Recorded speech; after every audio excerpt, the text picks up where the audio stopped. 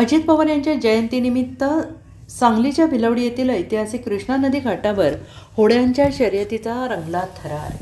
अजित पवार यांच्या जयंतीनिमित्त सांगलीच्या भिलवडी येथील ऐतिहासिक कृष्णा नदी घाटावर पारंपरिक होड्यांच्या भव्य शर्यतीचं आयोजन करण्यात आलं होतं. यशवंतराव चव्हाण स्मृती गौरव समितीचे अध्यक्ष प्रदीप कदम यांच्या पुढाकारातून या शर्यतीचे आयोजन करण्यात आले आणि या स्पर्धेवेळी कृष्णाघाटच्या परिसरात उत्साहाचं वातावरण निर्माण झालं. सध्या कृष्णा नदी दुथडी भरून वाहत असताना पारंपरिक होड्यांच्या शर्यतींना विशेष रंगत आली. या शर्यती पाहण्यासाठी परिसरातील नागरिक, जलक्रीडा प्रेमी तसेच नदीकाठच्या गावांमधून मोठी गर्दी झाली आणि या शर्यतीच्या माध्यमातून पारंपरिक जलक्रीडा आणि कृष्णाघाटची संस्कृती जपण्यासोबतच स्थानिक युवकांना व्यासपीठ मिळणार असल्याचं आयोजक प्रदीप कदम यांनी म्हटलं आहे. या स्पर्धेत तरुण मराठा बोट क्लब सांगलीवाडी यांनी प्रथम क्रमांक, तर वरदविनायक बोट क्लब इचलकरंजी यांनी द्वितीय, युवा शक्ती बोट क्लब कवठेसार यांनी तृतीय, दिग्रज बोट क्लब यांनी चतुर्थ,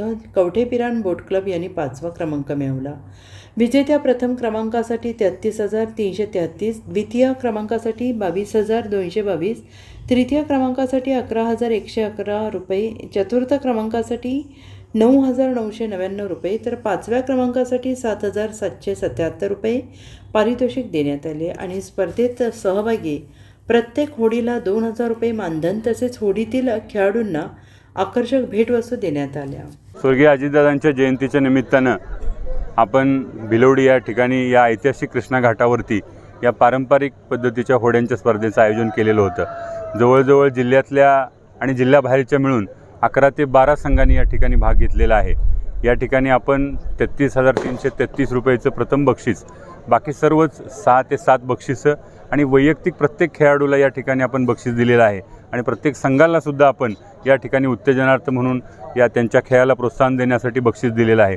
या कृष्णा काठावरती अभूतपूर्व अशा या स्पर्धा या ठिकाणी पार पडल्या.